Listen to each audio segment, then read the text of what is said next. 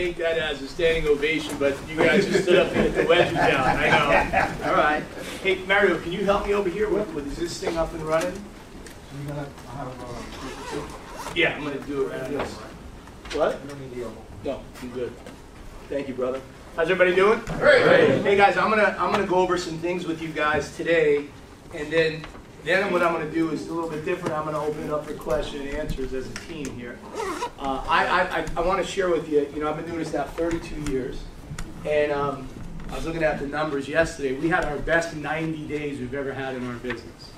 The growth that's happening on the team right now is crazy. I was going over it on our conference call with the vice presidents. I do an RVP conference call every Wednesday.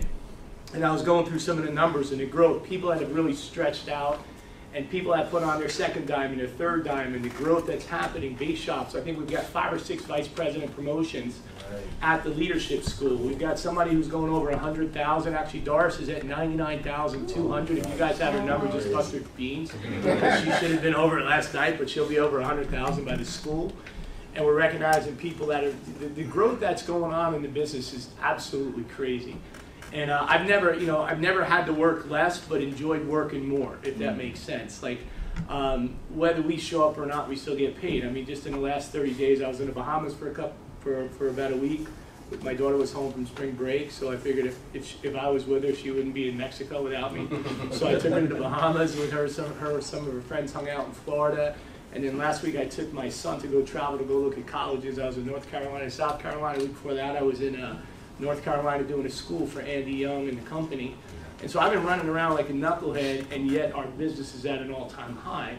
Why? Because it's about investing time. And how much time right now is what I want to talk about. Are you investing in your business? You know, I get messages from a lot of people on a daily basis talking about activity, and the question I always ask them back, or to have you do with scheduling, or sometimes I'll throw a message back, how much time did you put in your business yesterday? And what you'll find is most of us are not investing as much time in our business as we need to. You're never going to have, our business works 100% of the time. Let me tell you what Primerica doesn't work. It works for some people, not others. That's bullshit. Primerica works if you work it.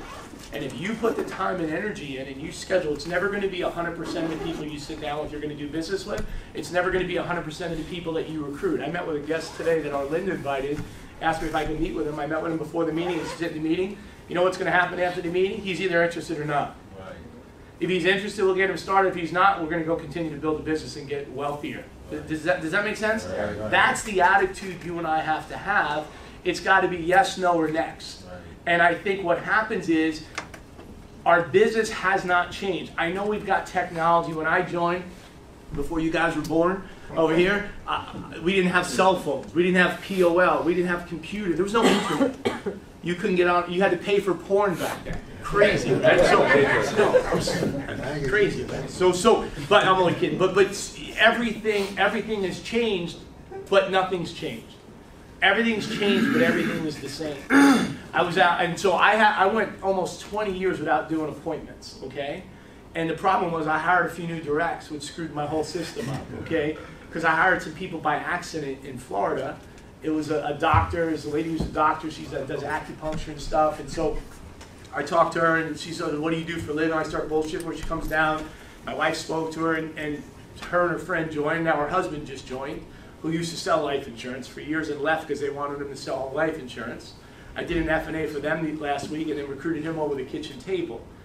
And then I recruited a kid who was my cable guy, which a lot of you heard about, this kid Kevin, who's a sharp kid, young kid, 22, married, very involved in his church. He goes to his church Monday night, Wednesday night, Friday night, Saturday, Sunday.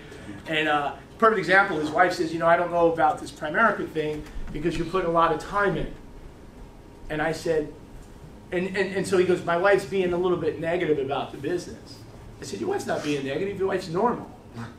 I go, I've seen your, I did their F&A at their house. I saw her once. I took them out to dinner once. I saw them twice. I saw her twice. She came to the office for an op meeting back in October. And other than that, has had no exposure to our business.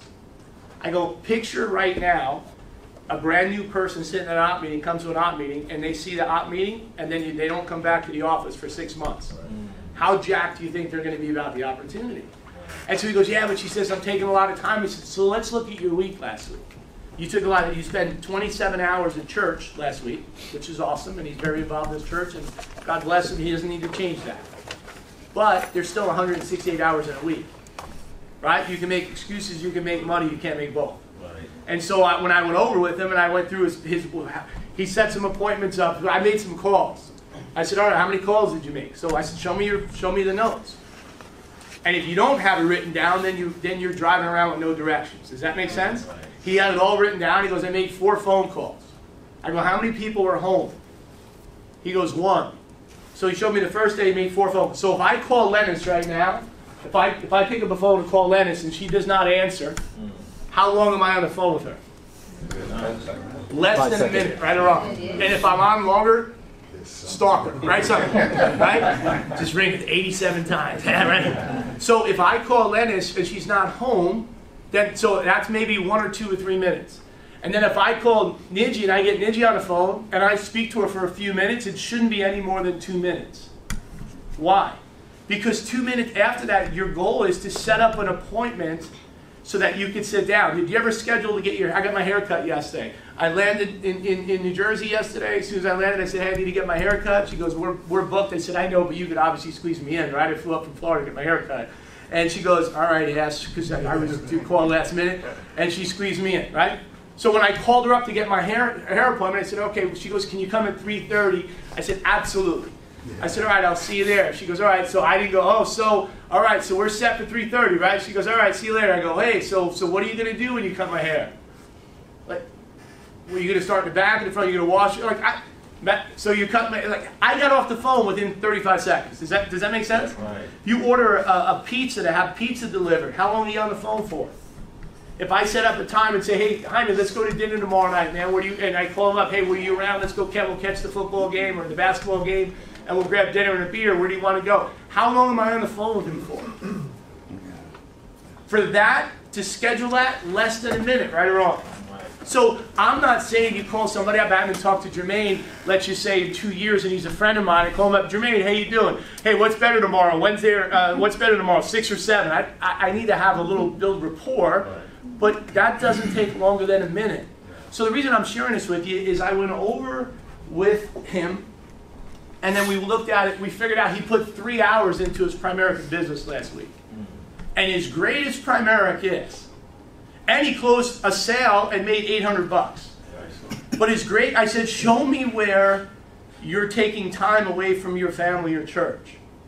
See, what happens is when you get success, you'll want to put more time in. Right. But it's a double-edged sword. You can't have success without putting time in. Right?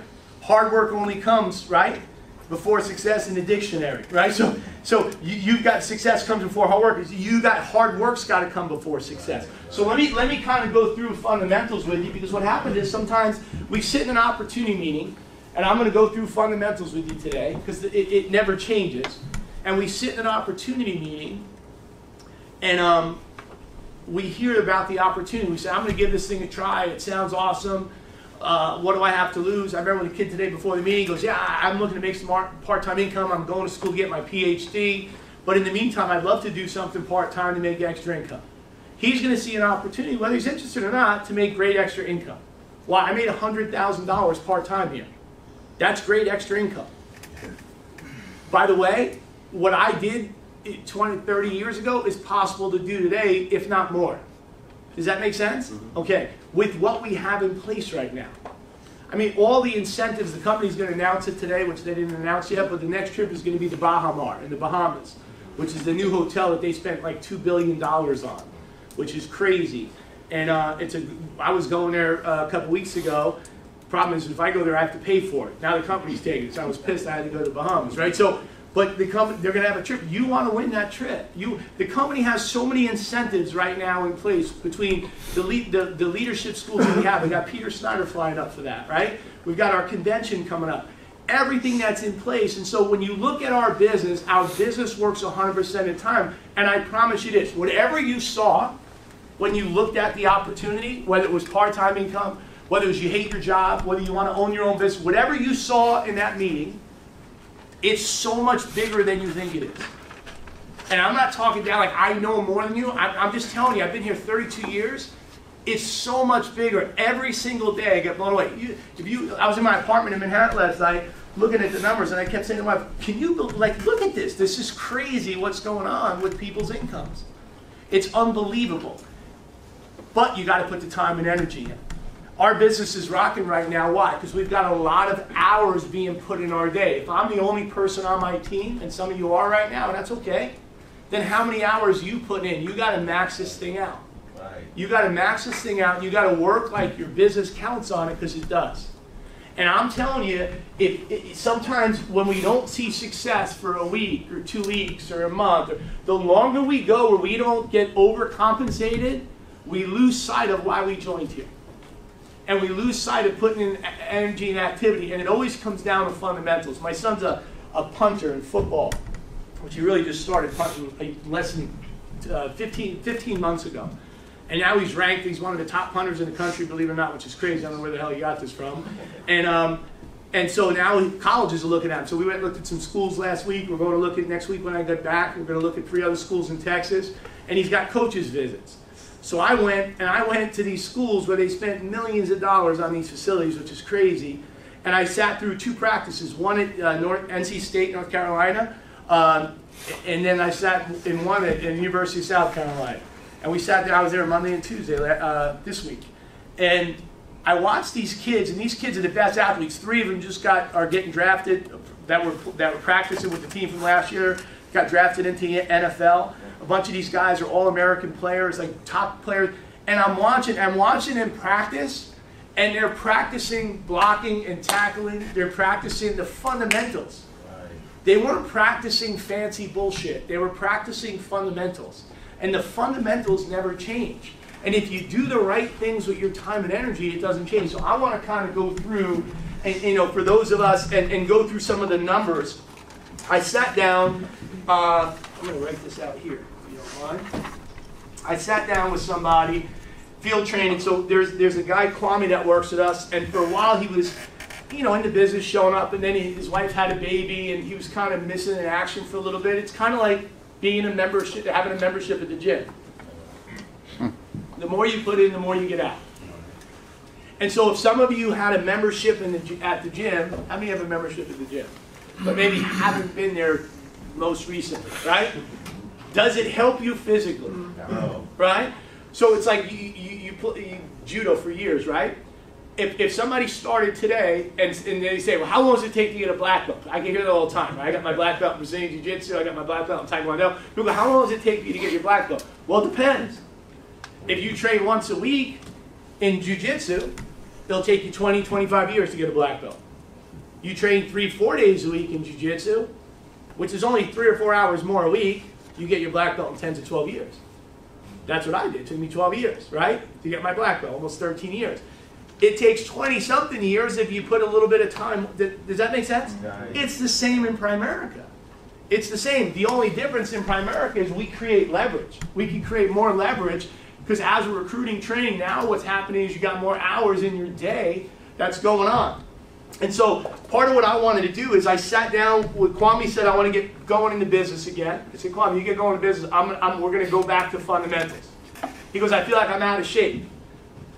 And I said, well, I haven't done an appointment in 20 years. I'm a little out of shape too, right? So I said, you set some appointments up, I'll go with you. And I grabbed my flip chart, dusted it off. It was an old A.L. Williams one, right? Dusted it up. And I went through the presentation with him, and we picked up some policies. We gathered F&A information, and I went back Saturday after the meeting on Saturday and closed a sale with him, right? Nice. And it was like, so let me go through. I'll do it. Yeah, I got it. Thanks, Mary. You didn't trust me, huh? So if you look at, so I'm going to go through some of the numbers with what I went over with him on the appointment. So when it never changes, right? You know what I found out? That a lot more people today have no life insurance and I've heard this for years, right? 59% of people have no life insurance. When I started in Primerica, 87% of people had cash value life insurance. Almost 9 out of 10 people had cash value life insurance. That's cool, right? And we used to sit down and show people how to buy term vested difference. There's still a ton of cash value life insurance out there. And then there's some term insurance, and this is my feeling. If you don't have our term insurance, then you don't have the right term insurance. And I'm telling you, I'm going to make this statement. Our term insurance is the most cost-effective term insurance over the long haul. It might not be the cheapest in the first year, the 5th year, the 10th year, but I'm telling you, over the long haul, ours is the most competitive by far. By far.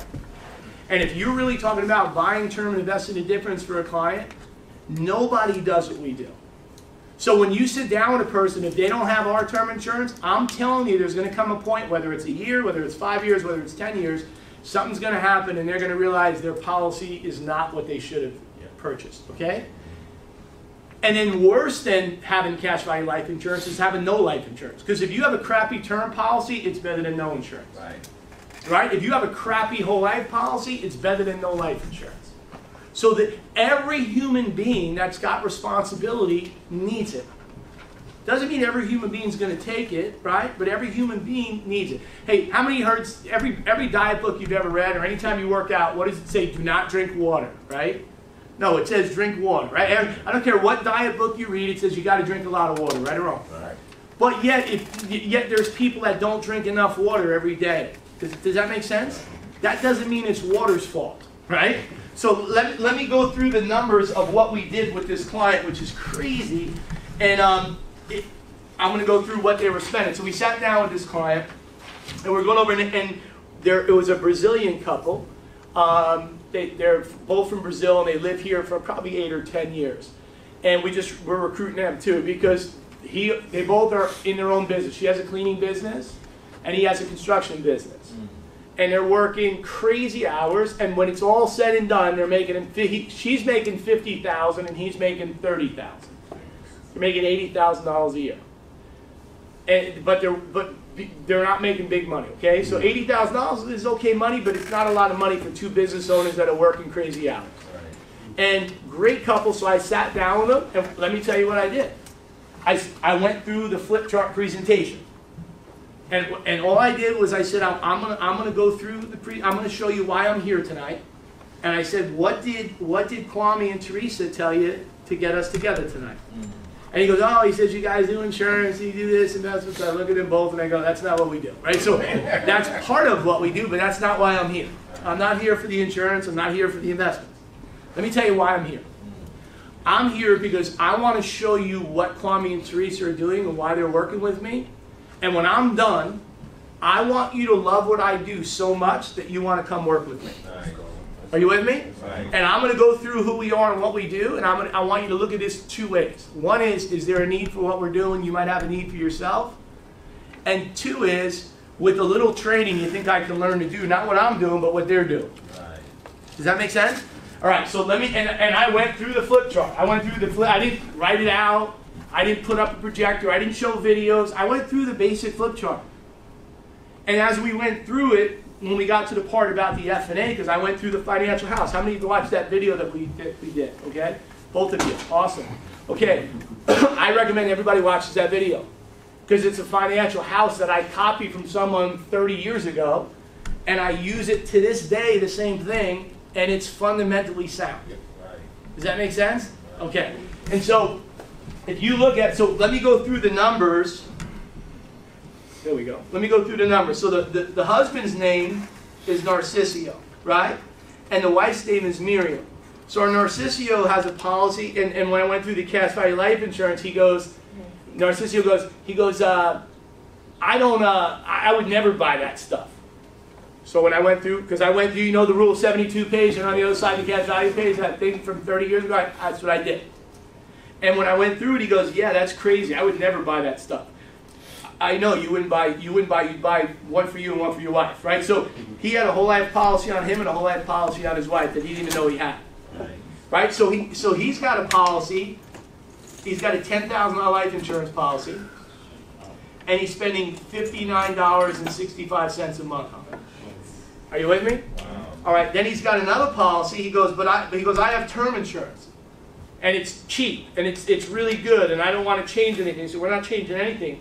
until I'm finished, right? And then we're going to change everything, okay? And then he had a $400,000 policy, which he said is very, very cheap.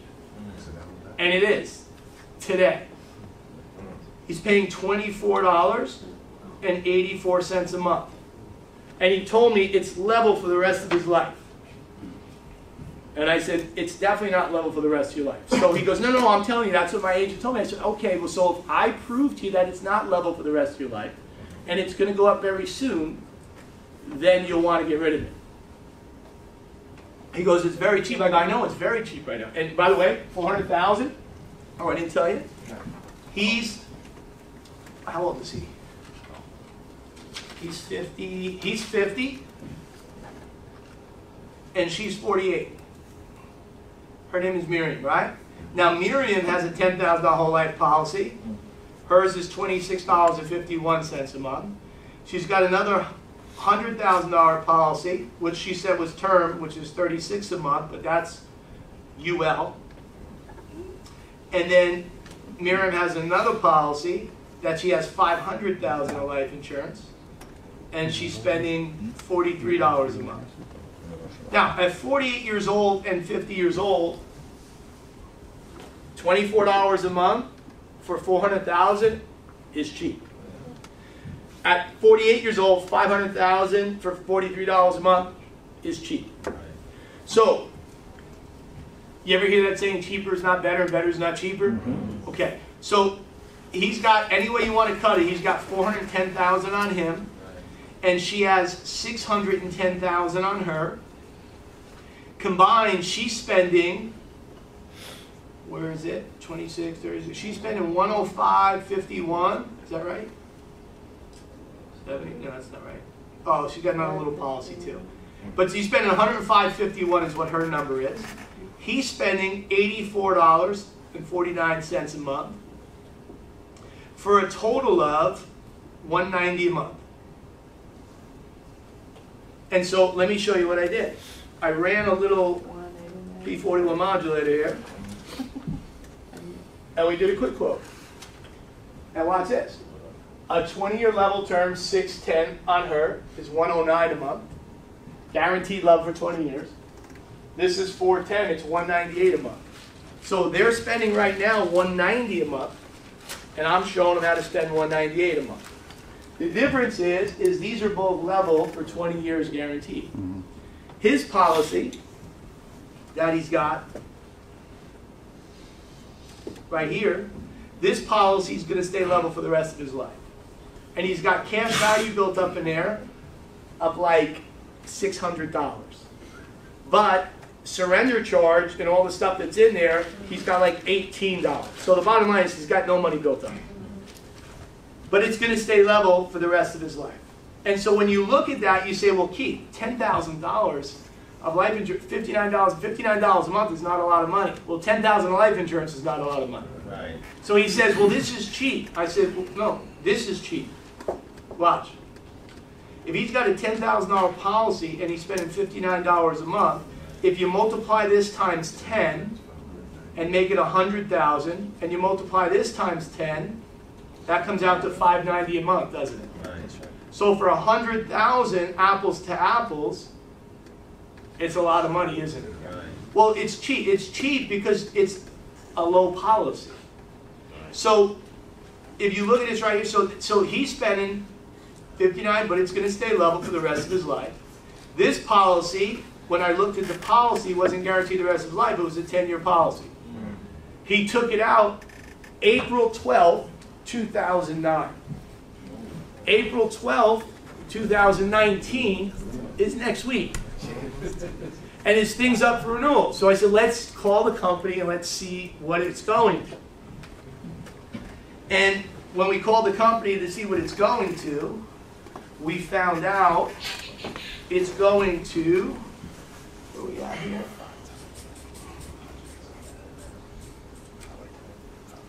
Hold on. I got it right here. His is going to, from $24 a month, it's going to $338 a month. What? 330. So not a big deal. Just it's just 30 times more. That's So $33 it's going from $24 a month to $338, and he goes, $300. that's what they're going to charge me? I said, well, that's what they're going to charge you, but they could charge you $450, because that's the maximum. But the current is $338. So what happens when that happens is most people lapse their policy. Or the agent comes back and says, see, that's why you should have permanent insurance, so we can lock you in. I can sell you another $10,000 policy, and then your family's really screwed, right? So bottom line is that's going up crazy in 2 weeks. She's got a policy, $10,000, that's going to stay level. This policy right here is an increasing term within it. That's what universal life is. And the cost of insurance right now, she's had this for a while, the cost of insurance right now is more than $36 a month. But she's only paying $36. I said, well, it goes up in price. She goes, no, it doesn't, Keith. I've been paying $36 a month for years, and it doesn't go up. I said, no, it goes up every year. She goes, Keith, it hasn't. So show me your statement. And we looked at the statements, and what happens is, her policy right now is costing like $70 a month. And what they're doing is they're taking the difference from her cash value. And it's coming from her savings to pay the difference. And she's being charged a loan on it. It's called an APL, automatic provision loan, right? Policy loan.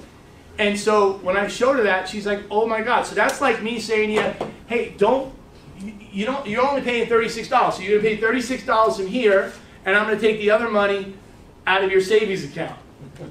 But only $36 is coming out of your checking. The other $40 is coming out of your savings though. But you're right, $36, it's never going to go up. That $36, you can do that for the rest of your life. This one, you're going to get bent over on, right? So over here, when you look at the numbers, which is crazy,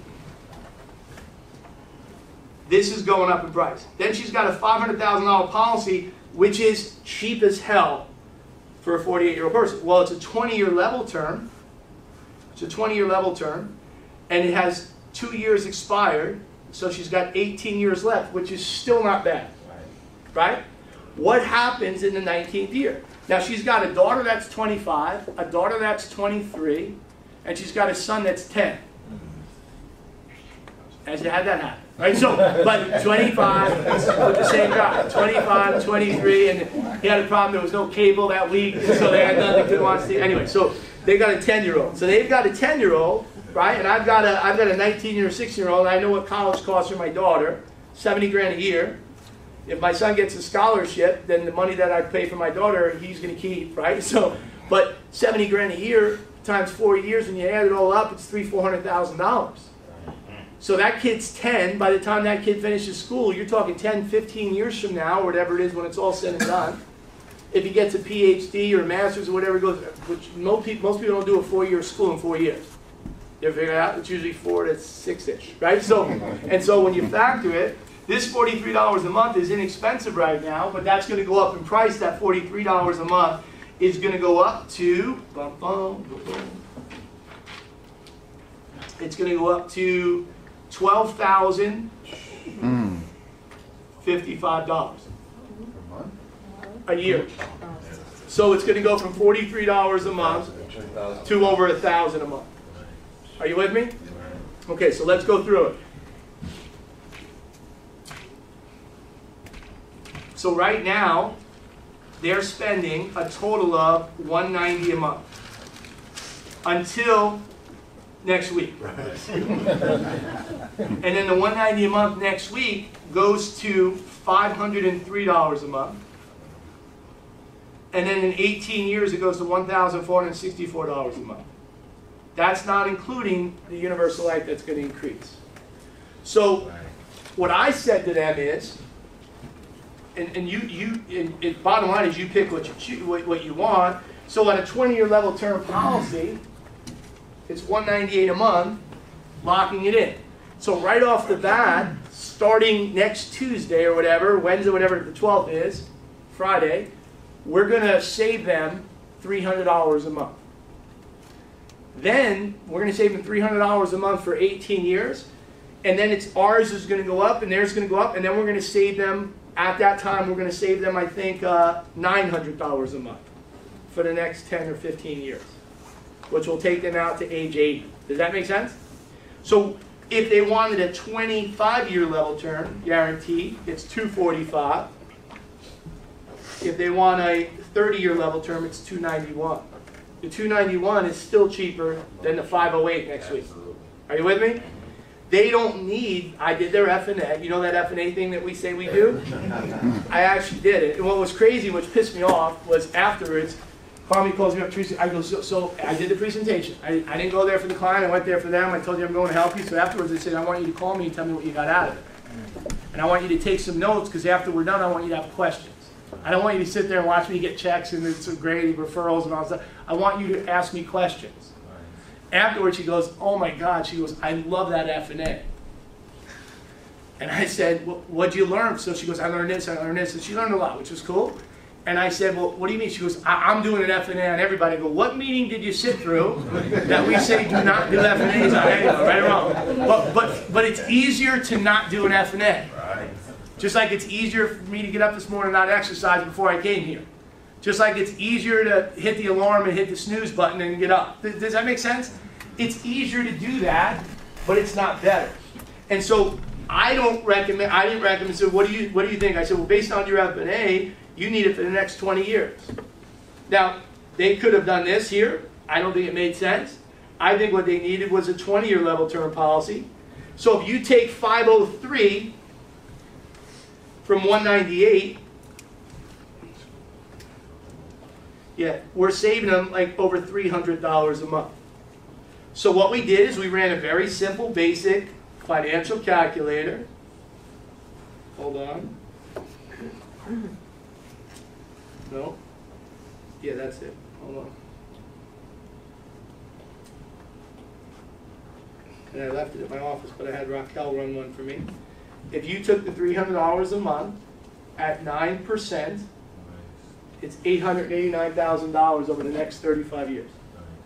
Now you go, well, Keith, that's for 35 years. It's a 20-year level term. I know.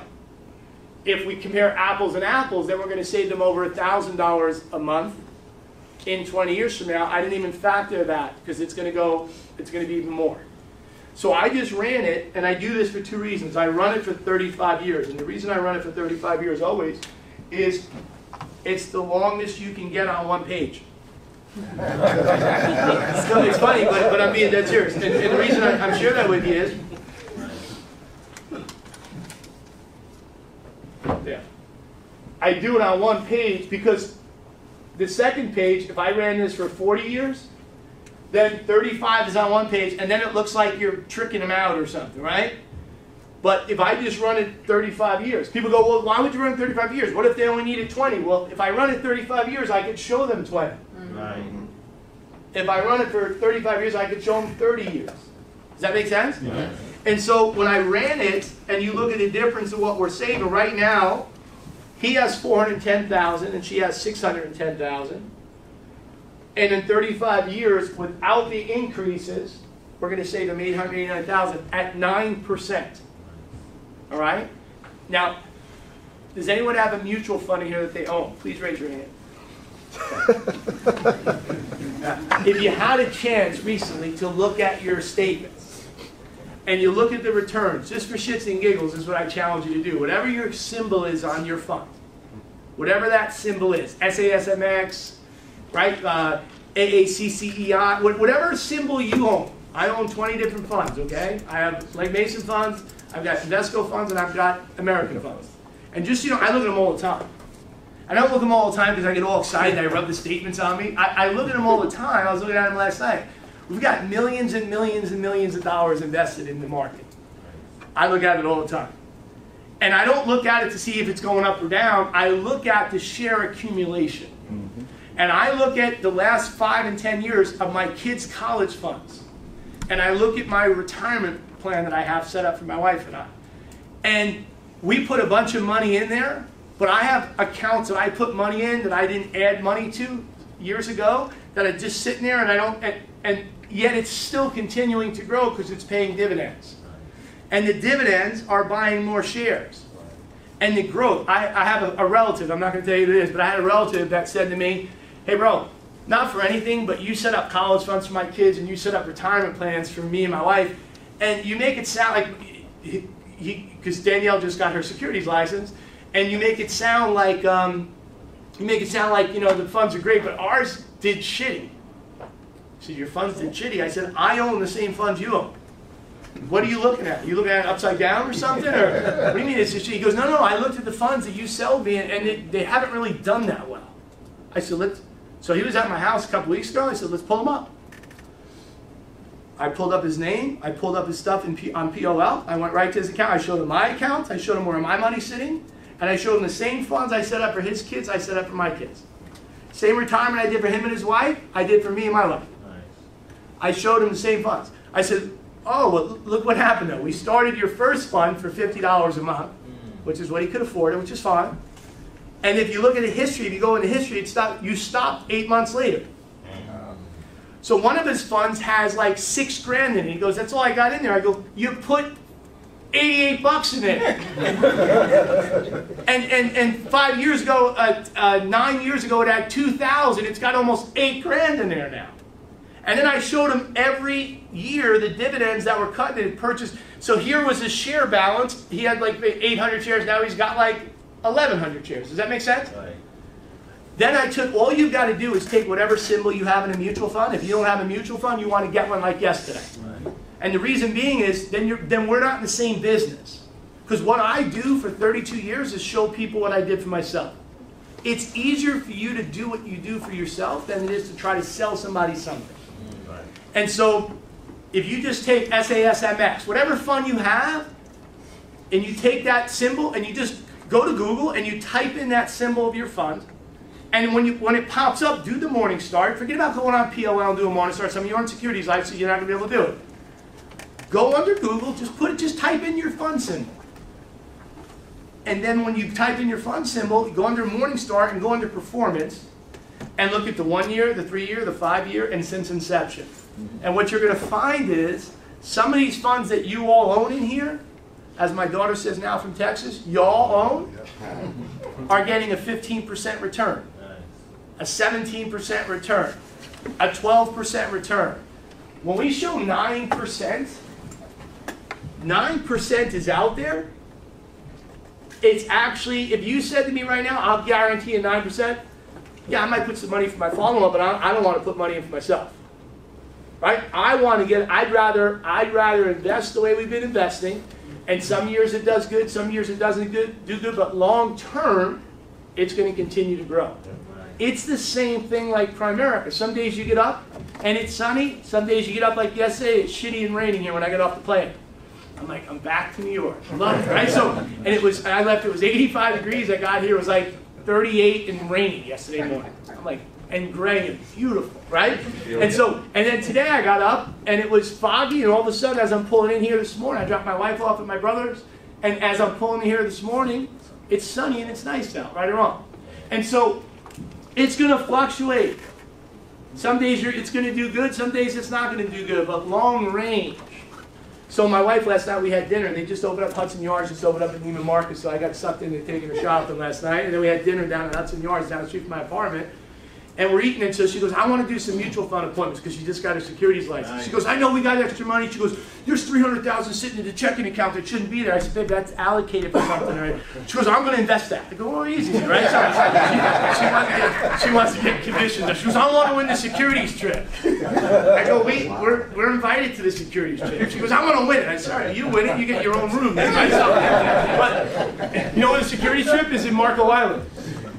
I was there on Wednesday. I took her friends out on the boat and took them down to Marco Island. It's 30 minutes on a boat from my house. I go, you won the trip Wednesday. I took you to Marco Island, right? Anyway, so the securities trip is down the street from my house. But she wants. So we were talking about. She goes, no, I'm just.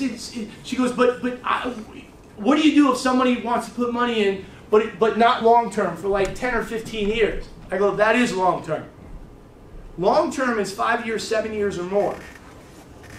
How many, right? So if I said to you, Jaime, you sit down with a client and go, what's long term in the market? What would you say? No, but long term, you don't say 2 years, right? 3 years, what would you say? You say 5 years. Yeah, 5 years. Over 5 years. Over 5? I would say 5. Okay, you know what long term in Primerica is? Over 5 too. So the same way you have to invest long term, your money, you have to invest your time long term. Mm-hmm. Which is your better investment. which every one of us has mutual funds. Well, every one of us here should have mutual funds, and yet every one of us has a different amount of money that we put in every month, right or wrong. But every one of us has the same amount of hours every month that we invest, if we choose to. And so, looking at this example right here, it's a huge, huge difference for what we're doing for that client. True or not true? True. So let's go through it and look at it. So when you look at the compensation on it, you can look at how you get paid on it, which is awesome. Nice.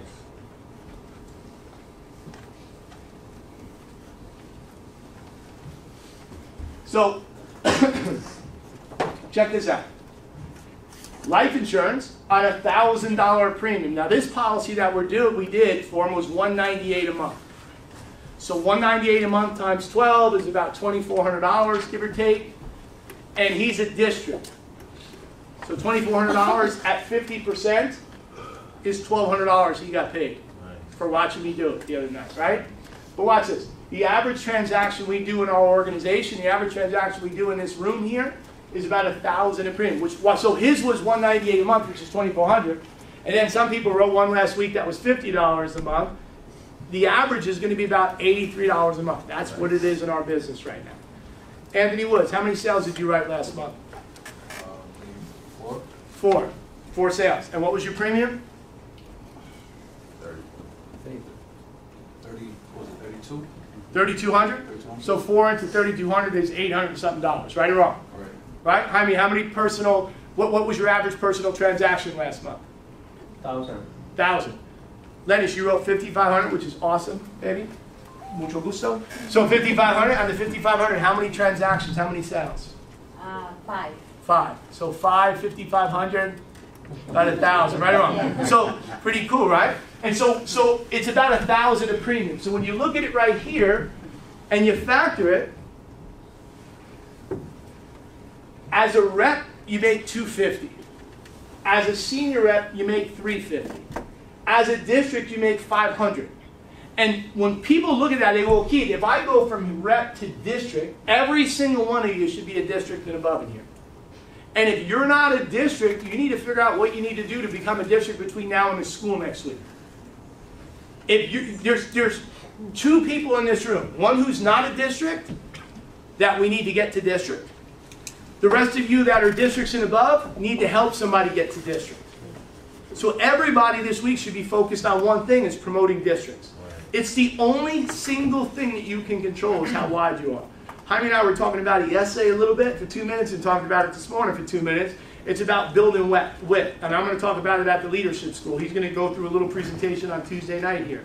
And so when you factor it in right here, a district level is at 500. So I don't look at it like, oh, if I go from here to here, I make $250 more. I don't look at it like that. I look at it like, if I'm not a district, I'm losing $250. And so this guy was all excited because we wrote a sale with him. We wrote a sale, and he made, right here, he made $1,200. And I said, but if you were an RVP, bro, you would have made $2,600. It's a huge difference. We're leaving money on the table. What every single one of us in this room needs to do is we need to get this regional leader contract. Now, not everybody in this room should be an RVP right now. And I'll tell you why. Because an RVP requires a full-time commitment. Some of you guys have obligations. Some of you have a job that you have to stay at. Some of you have a school that you're trying to finish. Don't quit school, right? But don't be a fool. Don't, right? Stay in school. But we all have, but every one of us at some point should make this leap from regional leader to regional vice president. But every single one of us in this room should be a regional leader. And so when you look at the average transaction, that's $700. If you did 2 a week, that's $1,400 a week part-time. And people go, well, $1,400 a week part-time is $5,600 a month full-time. $5,600 a month. I made $100,000 with this position. So you can't tell me it can't be done. And by the way, I did that without a securities license. Right? I made $100,000 without any securities income. I got my securities license and then didn't know what to do, so I didn't write any sales. And so when I started figuring out a little bit, because I was intimidated, once I started learning, I started realizing all I got to do is show people what I did for myself. I own mutual funds from the first. I saw an op meeting on a Wednesday. Saturday morning I came back for the follow-up. I put my IBA in and I filled out a mutual fund application. Because I said to the guy, I want one of those 12% things. I know what the hell I was talking about. I said the true story. I said to him, I want a neutral fund, right? And he sold me a neutral fund, which was a mutual fund, right? And so, fast forward, I still own that same fund today, right? And that thing's grown more than 12% in 32 years. And so when I show you that, when you look at the numbers and the growth, let's go through it now.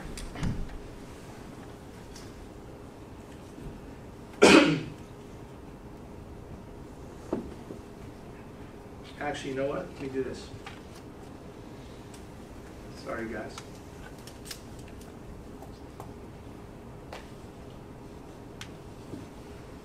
So let's look at what you need to do to get promoted, okay? So when you look at it right here, 25%. So if you look at it, you're at a 25% level right here. How do you go from becoming a rep to a senior rep? What should a focus be? How many of you are not licensed in the room right now? Raise your hand if you're not licensed. Okay? We got 4 or 5 of you. So let me tell you my first thing, looking at the room. Half the people should be raising their hand right now. Because every one of us should have people in this room that aren't licensed.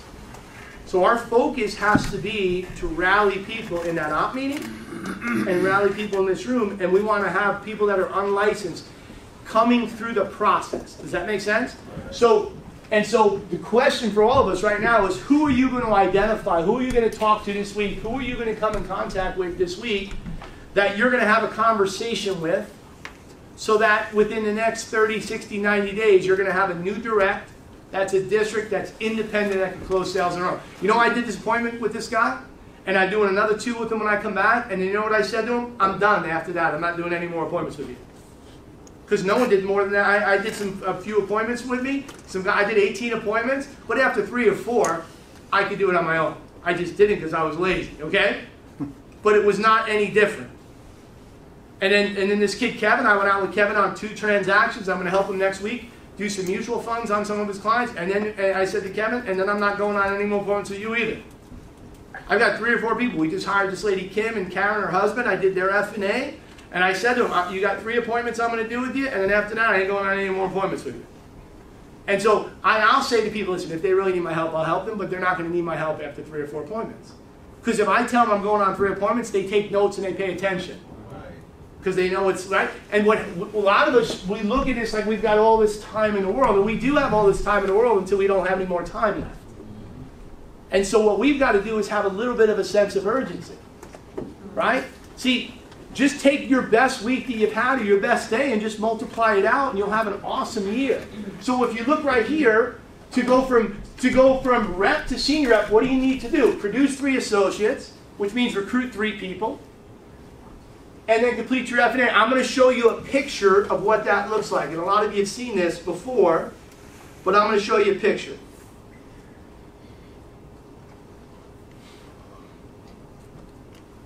If I can find it, I'll definitely show it to you. Check it out.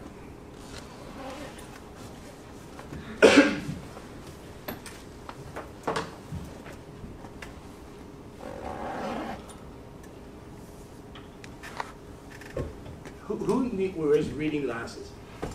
How bad does that suck, right? Yep. Oh my God. All right. So I'm going to show you a visual. Obtain your solution, get licensed, bring people, attend meetings.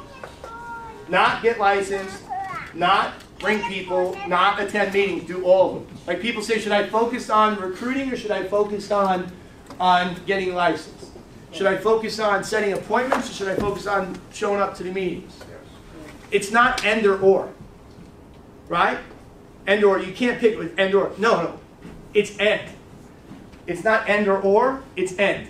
So what you got to look at is you got to show up to meetings and you've got to bring people. You've got to schedule appointments and you've got to get licensed. It's not end or, right? So if you look at it here, senior rep, right? How do I go from becoming a rep to a senior rep? By bringing people, attending meetings, and plugging people through the process. This is what it looks like. You go to a 35% level when you complete your own F&A.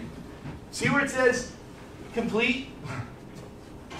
Complete your F&A, bring people through the process, and then attend the meetings so you can learn a little bit every single week. Does that make sense? And when you feel like you're not learning something, you're actually learning something. Right? So when you factor it here, you've got 3 directions. This is what it looks like. Friend, coworker, cousin, family member, doesn't matter. 3 people. So visually, this is what it looks like. What most people do is they get 2 or 3 people, and then they try to add water and fertilizer to them and hope that they grow. These people may or may not take off. What I wanted to do is, instead of putting all my eggs in one basket, I wanted to go out and recruit a bunch more people. I got an office in Florida right now, and I've got a bunch of guys, hey, can't make it, oh, things are a little tight at work, I'm a little tied up. So I said, if I'm going to show up to the office, why wouldn't I make sure it's packed? We had more teammates at my office Tuesday night than we've had since we've been there in our base shop. Why? Because it's growing. Our business, when it's growing, is fun. Our business, when it's not growing, is not as fun. When you got recruiting going on, sales are easier. When you don't have recruiting going on, sales are tough. When you got recruiting going on, it's like riding a bike downhill. When you don't have recruiting going on, it's like riding a bike uphill. You're still pedaling, different resistance. Does that make sense? Yeah. Okay, so visually that's what it looks like. Become a district right here, what do you need? You need to have more directs in place so you can create that leverage. Not every person you recruit is going to get licensed. Not every person you recruit is going to become a senior rep or a district. Why? Because the business doesn't work? No, they don't work. If people don't put the time and energy like we talked about. So what do you need to do? Produce 2,500 premium. I said our average transaction is $1,000. That means if you do 3 transactions, which is less than 1 a week, there's no reason in 30 days you guys get your license. There's no reason you can't get your district promotion. You got to produce 1 senior rep. What does that mean? How do you produce a senior rep? All you got to do is get 1 person to recruit 3 people and copy what you're doing and implement their own F&A, and then they go to a 35% level. To go to district, you just got to produce 1, do the 25. The premium is a joke because it's only 3 transactions. What do you do to go to division? Right? Produce more people. So this is what it looks like. In the op meeting, we say, look, two personal F&As, right? $2,400. What is that? That means if you're implementing an F&A and you're going back and you're doing investments, every transaction we did with these guys, we're doing an investment with them. One of the guys got $400,000 sitting in a 401k that's been sitting there for years that he didn't roll out.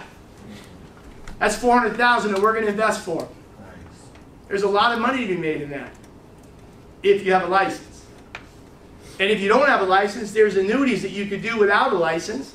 You could just need a life license. And there's great products if the client has that need too.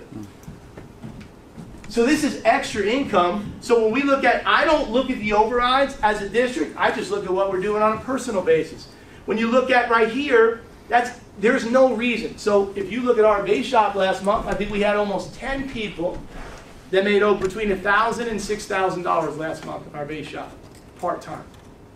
10 people. That right now, my goal is to get that to 20 and 30 and 40 people. Right.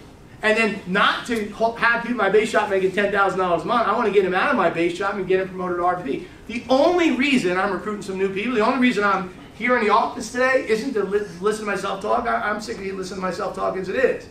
I want to help produce some more vice presidents. That's right. That is the focus. That is the only intent we have, right? And so when you look at it right here, your goal should be to become a regional leader. So everybody should have a snapshot or a picture of this page, and that's what it's got to look like. I would take a picture of this page, and what I did is I took a picture of a page like this, and then what I did is I put their name right here in pencil. So if I recruited Anthony Woods, he's in pencil. When he gets licensed, he's still in pencil. When he gets licensed and closes the sale on his own, did Jermaine help you with that transaction? No. You did it on your own. Anthony's independent. I take Anthony, I take him off a pencil, and I put him in pen. And I want to get some directs that are independent and licensed in place. You want to get to regional leader. So when you're a regional leader, then your focus should be to fill these up with licenses. All you need to do to go to RVP is have 3 direct districts. 3. And every single one of us can get that done. Does that make sense? Any questions on this?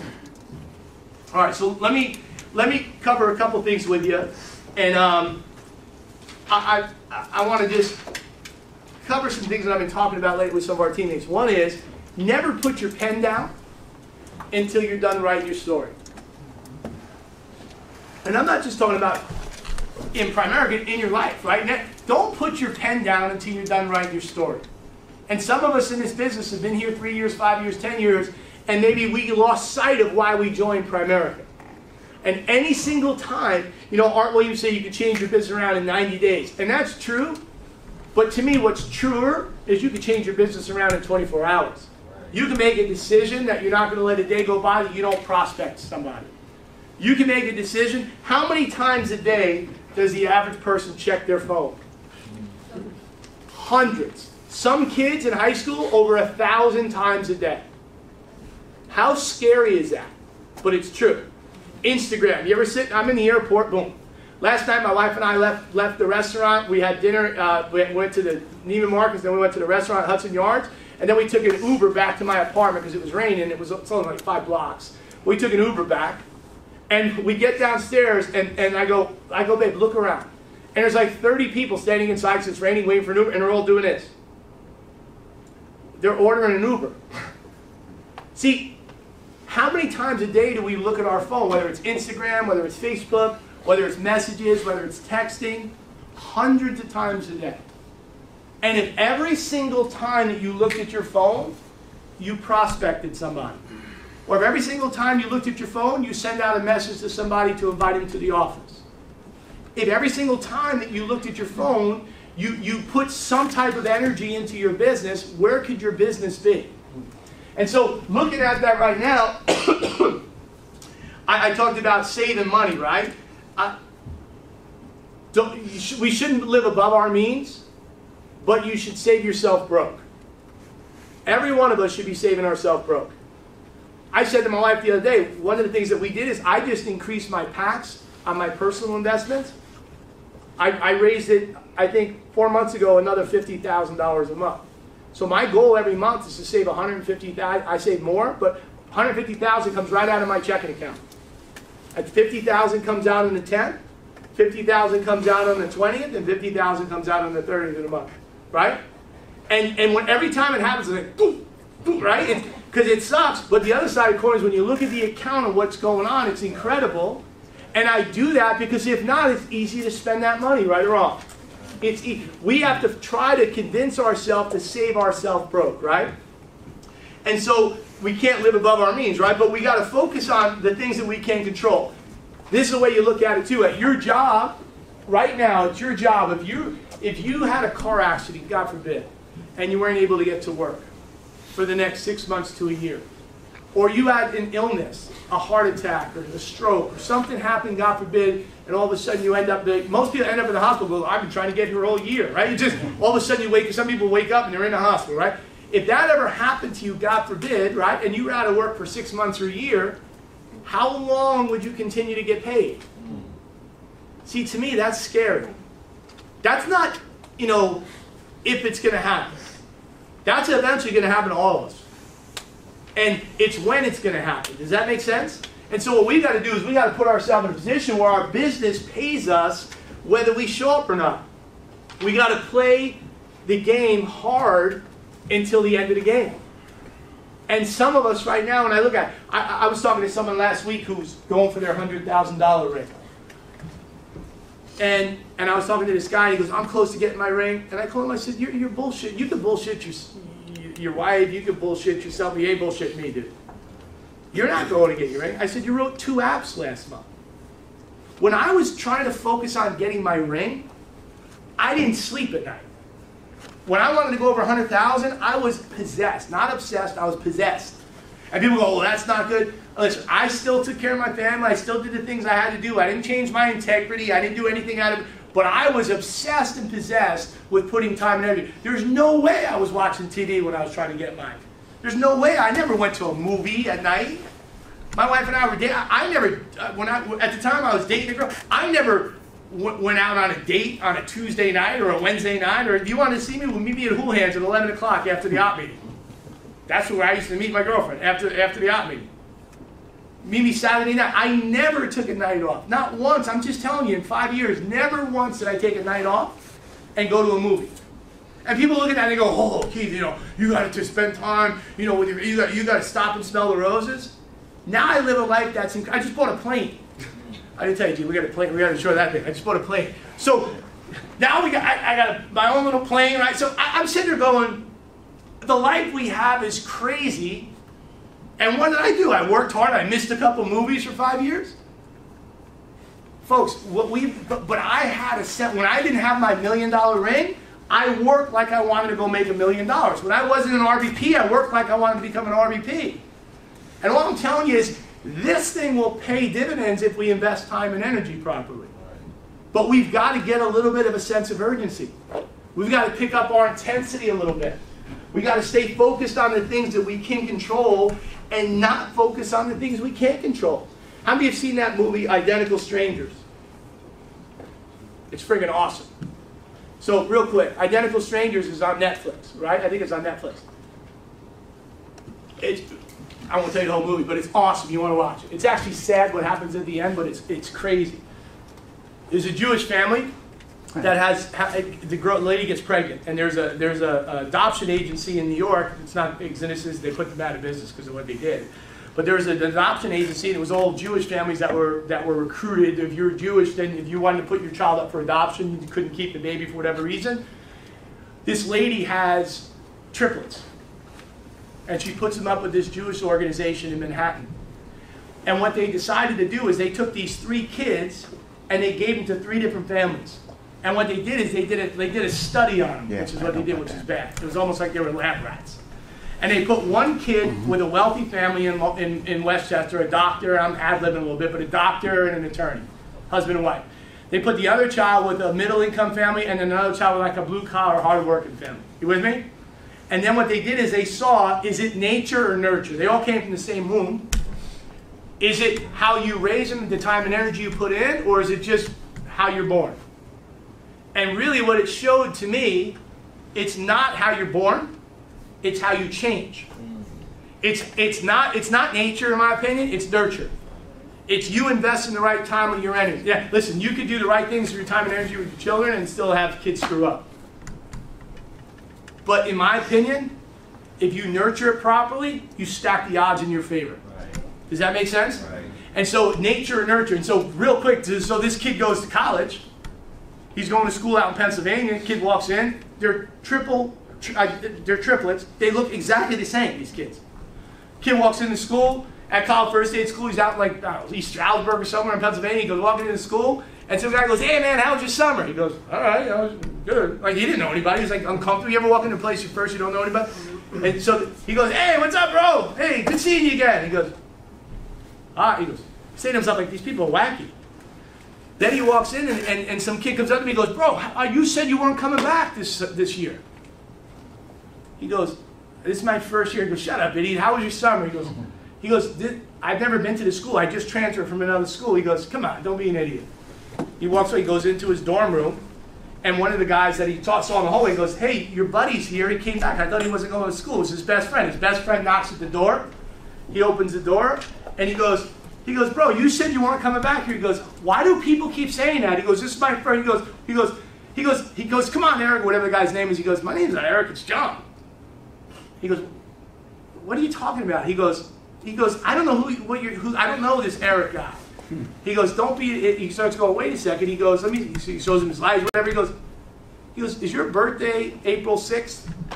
Whatever it is, right? He goes, yeah. He goes, you have a twin brother. Were you adopted? He goes, yeah. So he goes, my best friend looks exactly like spitting image. They get on the phone, they call it true story, get on the phone, they hop in the car and they drive to Long Island to meet this kid. Then they find out when they do the research at this adoption agency, they have another child. And then every month the people would come and watch the kids and study them, which is not good. And they did it. They were like, they didn't know, and these kids didn't know that they had, and then they all ended up by coming together and becoming great friends and opening up a business together. One kid killed himself, right? And it was sad what happened at the end, but the fact is, They talked about what is the difference between nature and nurture. And it is nurture. It is you putting the time and energy, you invest in time. Are you nurturing your business right now, or are you just thinking it's going to grow? We've got to put time and energy into this thing. Does anyone have any questions on anything we talked about today? Yes? Earlier, you mentioned that taking your new direction appointment, and you mentioned about after three appointments, you're not going anymore. Is that supposed to be the conversation, or is that something? It's definitely the conversation. No, Robert, if I recruited you direct, and you had another appointment, I go, nope, we did 3, that's it, you're on your own. Right. Don't call me, don't text me.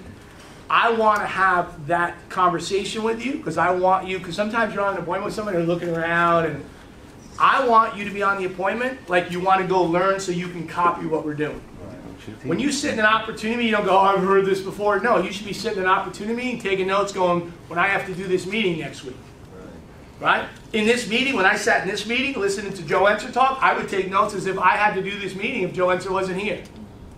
And I said to myself, well, if Joe Enser ever died, what would I do? By the way, Joe Enser died 15 years ago. What did I do? I took the stuff that he taught me and I just duplicated it. Does that make sense? So the answer is 3. I'm going to tell you that because that should be, and after 2 or 3, you're ready to go on your own. And if you're not, I'll still help that person. But if I've got to go with you, not because you want me to go, because I have to go, then you might not be the person I should be investing my time and energy in. Does that make sense? Hey, if I told you if this mutual fund over here paid a 15% return for the last 50 years, and this mutual fund over here paid a 2% return for the last 50 years, where do you want to put your money? There. And I'm not saying, I look at people and go, oh, you had a good month, let me spend time with you. I don't do that. But I have a finite amount of time. I looked on the computer today, we have 410 regional vice presidents. Right? I'm doing a money managers meeting for Glenn Lee this Monday. If you guys are around, you want to plug in, you're more than welcome to. It's at Glenn's office in Edison. Monday. Right? Glenn's a player. I had 4 different people ask me if I'd come do a meeting for him this week. I can't. I'm not going to blow off a meeting for Glenn to go do a meeting for someone who plugs in once in a while. Does that make sense? Right. I'm doing a meeting for Howard Lashner on Tuesday. Why? Because Howard Lashner came and did a meeting for us. I'm doing a meeting for Mike Pressler on Thursday. Mike Pressler, $1 million earner. Right? He asked me to do a meeting. I'm going to do a meeting for him. I have 4 other people. I'll do a meeting for them, but they're going to be number 11 on a list of 10. Why? It's a commitment level. I've got a finite amount of time. Some of us get frustrated because we're not getting results because we're wasting time doing things that aren't productive, or we're wasting time with people that are non-productive. Right. Hey, 3 things that stop people from working and growing and building a business. One is fear. And I get it. No one had more fear than me. And if you did, I'm right up there with you. I had a fear of public speaking. I had a fear of doing appointments. I had a fear of getting licensed. I had a fear of people, like talking to people and asking them for help. I was too cool for that. I had fear of that. Fear stops people. How do you overcome fear? By doing it over and over. Every time you ride a bike, you have fear. You ride a bike 50 times. You don't get a guy who, the Tour de France, go, I know, I get nervous. There's only 2 wheels, right? You get used to it, right? You rode a motorcycle, right? So the first time you ride a bike, it's uncomfortable. How do you work the clutch? After you do, you don't even think. You just get on and become second nature. It's the same thing in our business. Fear. Second one is not trained. Not trained doesn't mean you haven't sat through enough training. Not trained means you haven't applied the knowledge that you're getting. And then the third thing is you're lazy. And if people are lazy, and by the way, if people are doing less than the numbers you think you should be doing, see, if I went to each one of you right now, and said, hey, what do you think if you busted your ass this month, if you worked like you wanted to become successful, if you worked like you were going to help people, if you worked like you had an impact in people's lives, if you knew you were adding value, what kind of numbers should it be? In my opinion, it should be 1 by 2 a week, minimum. 1 direct a week. There's no reason you can't recruit 50 people in the next 12 months. Change your whole career forever. If you didn't hit it last month, is it because you have fear? Is it because you're not trained? Or is it because you're lazy? Mm-hmm. And in the fear and the not trained, I'll spend some time, and it won't take more than 2 or 3 times. If it's the lazy, I can't help lazy. I'm going to have people that are going to be with me 30 years and never going to build a business because they choose not to. What am I supposed to do? Beat them up? Encourage them, but not wait for them. Right.